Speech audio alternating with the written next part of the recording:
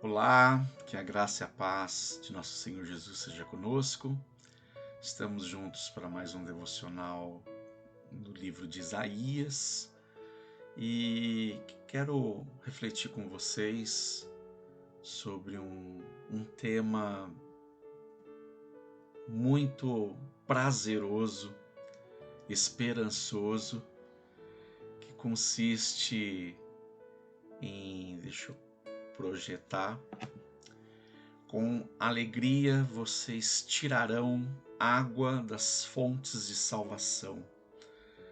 Assim disse Isaías no capítulo 12, é um capítulo curtíssimo, tem apenas 6 versículos, mas trata-se de um cântico, um poema, uma celebração em que, quando Isaías assim profere, visava trazer consolo para todo o povo de Deus acerca do Messias que haveria de vir e que virá num grande e glorioso dia, em que Isaías diversas vezes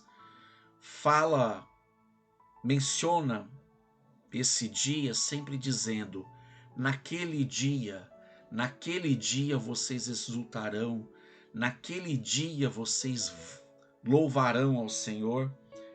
E o capítulo 12, ele é um cântico de esperança e consolo para um momento posterior à tribulação, trevas, sofrimento, em que momentaneamente o povo de Deus passaria por um sofrimento, mas que essa tribulação viria ao fim, e o fim da tribulação seria marcado pela vinda do Messias, em que naquele dia seria um dia de extrema exaltação.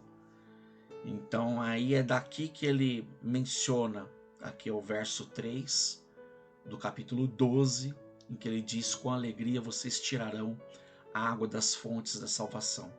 Como eu disse, por tratar-se de um capítulo curtinho, vamos lê-lo por completo. Verso 1 diz: naquele dia você dirá: eu te louvarei, Senhor, pois estavas irado contra mim, mas a tua ira desviou-se e tu me consolaste. Deus é a minha salvação. Terei confiança e não temerei. O Senhor, sim, o Senhor é a minha força e o meu cântico. Ele é a minha salvação. Com alegria vocês tirarão água das fontes da salvação. Naquele dia vocês dirão: louvem ao Senhor, invoquem o seu nome, anunciem entre as nações os seus feitos e façam-nas saber que o seu nome é exaltado. Cantem louvores ao Senhor, pois ele tem feito coisas gloriosas, sejam elas conhecidas em todo o mundo. Gritem bem alto e cantem de alegria, habitantes de Sião, pois grande é o Santo de Israel no meio de vocês.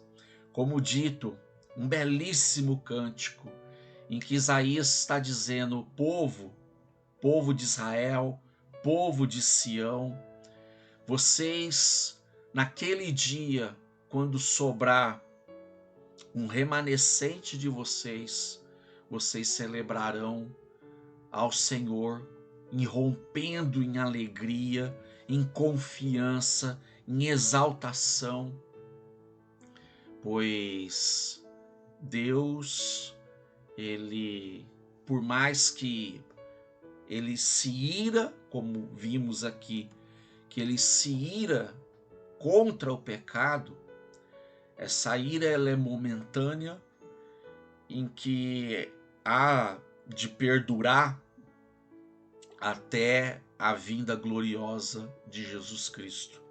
E como já vimos, Cristo veio, e ele veio para ser luz para aqueles que caminhavam em trevas, para aqueles que caminhavam na escuridão do seu próprio entendimento, dos seus próprios pecados.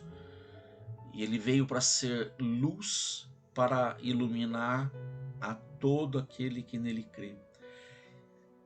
Um outro texto que eu quero mencionar é Isaías 9, 1 e 2, porque Isaías 9, como até vimos um pouco no devocional anterior, ele fala da vinda do Messias. Um menino nos nasceu, uns filhos se nos deu, e seu nome será Maravilhoso Conselheiro, Deus Poderoso, Pai da Eternidade, Príncipe da Paz. Esse é o verso 6. O verso 1 que eu vou projetar aqui para nós, vocês vão ver que interessante.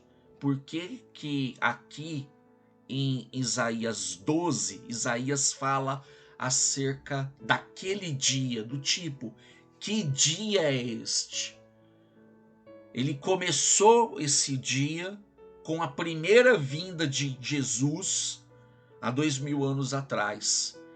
Mas esse dia ele se culminará quando Jesus voltar pela segunda vez. Então, assim, muitas das profecias de Isaías, ela teve duplo e até mesmo triplo cumprimento. Primariamente, Isaías, e até na sua própria visão, porque o próprio Isaías não tinha a dimensão do alcance das suas profecias. Primeiramente, ele se dirige para o povo de Judá, num contexto, como vimos no devocional anterior, que o ministério profético de Isaías abrangeu um período de 4 reinos dentre os reis de Judá: Uzias, Jotão, Acás e Ezequias, e principalmente meados do reinado de Uzias, Jotão e Acás, estes reis não tinham a vida e o seu temor depositado aos pés do Deus de Israel. E por conta disso, por serem líderes reis sobre o povo, o próprio povo se viu conduzido e entregue aos seus pecados por falta de uma liderança piedosa. E a princípio Deus usa a vida de Isaías como profeta para denunciar esses pecados do povo, predominantemente de idolatria, e principalmente dos próprios líderes, os reis que passaram por Judá, e outros profetas. Ele denunciava falsos profetas, falsos líderes, os sacerdotes, que embora detivesse da parte de Deus o chamado e o mandamento para conduzir o povo à adoração e ensinar o povo por meio da palavra,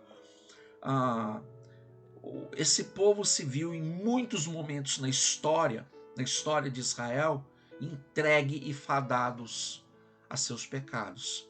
Deus levanta o profeta Isaías, profeta que tinha uma particularidade interessante de fazer parte da nobreza de Israel e ter acesso às cortes como nenhum outro profeta teve.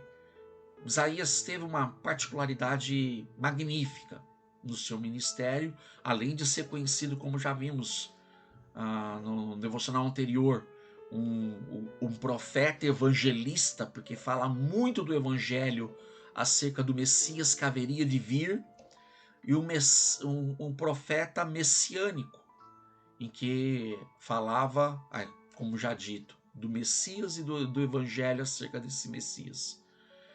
Então, a partir do capítulo 9, verso 1, veja, 9, verso 1. Contudo, não haverá mais escuridão para os que estavam aflitos. Ele primeiro fazia uma denúncia de que o sofrimento viria sobre o povo, mas que não duraria por muito tempo. Ainda haveria um tempo de escuridão, mas que em meio à aflição dessa escuridão, esse tempo passaria. Ele ainda fala, no passado ele humilhou a terra de Zebulon e de Naftali, mas no futuro honrará a Galiléia dos gentios, o caminho do mar junto ao Jordão.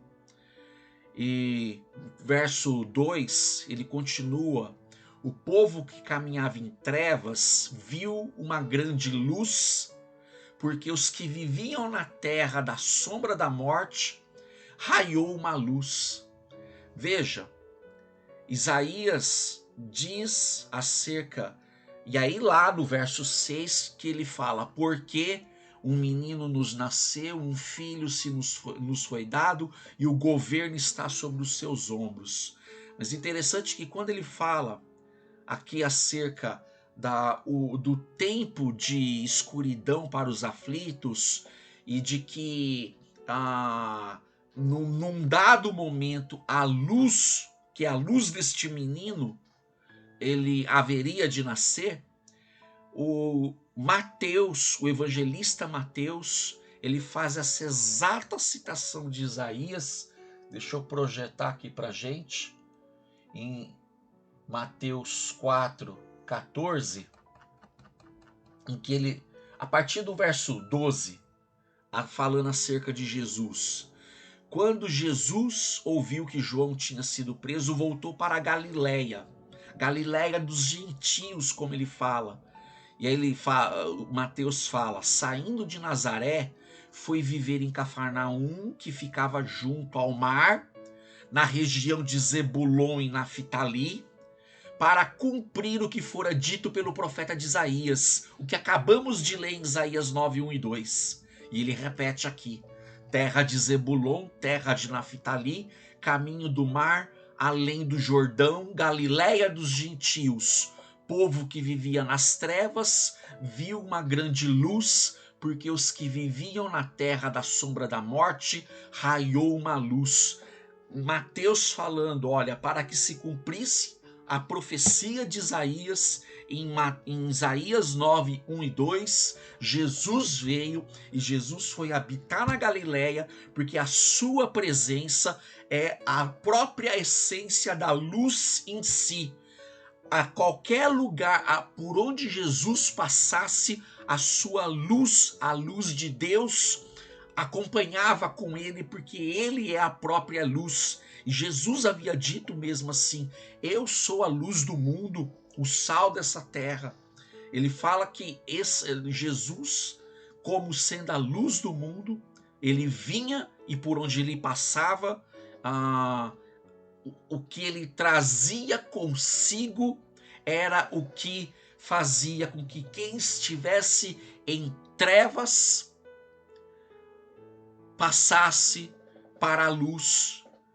Como isso? Como acontece isso? Basta só saber da existência de Jesus? Não. Aí é o que Mateus fala aqui no verso 17. Daí em diante, Jesus começou a pregar, arrependam-se, pois o reino dos céus está próximo. Por que próximo? Na sua primeira vinda, ele veio, como ele mesmo disse agora em Marcos 10:45, o Filho do Homem não veio para ser servido, mas para servir e dar a sua vida em resgate de muitos. Isaías chama Jesus, o Messias, de o servo. Marcos, predominantemente em todo o seu evangelho, fala acerca de Jesus como o Filho de Deus, o Filho servo. Mateus, que vai falar acerca de Jesus como o Messias Rei, o filho de Davi. E Davi, Isaías, aponta para tudo isso.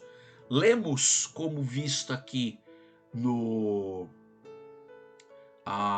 acerca dessas fontes de salvação em que as pessoas iriam celebrar desfrutando das águas da fonte da salvação, como que eu coloquei aqui na capa.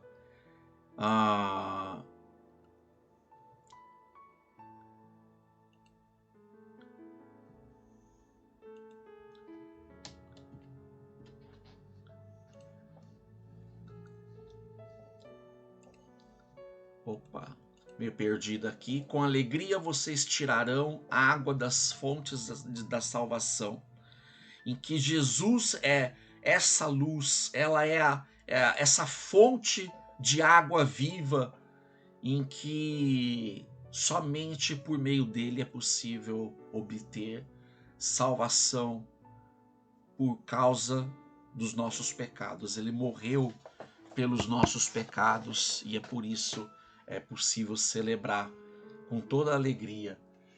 E também em Isaías, o capítulo anterior, ele fala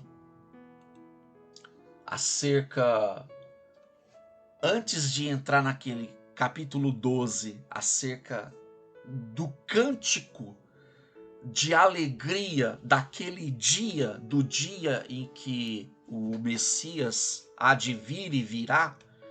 Do ponto de vista de Isaías, haveria de vir. Do nosso ponto de vista, como lemos lá em Mateus, ele veio e ele há de voltar para inaugurar o seu reino. Isaías fala: um ramo surgirá do tronco de Jessé. Jessé foi o pai de Davi. Ele está dizendo acerca do descendente de Davi. E das suas raízes brotará um renovo.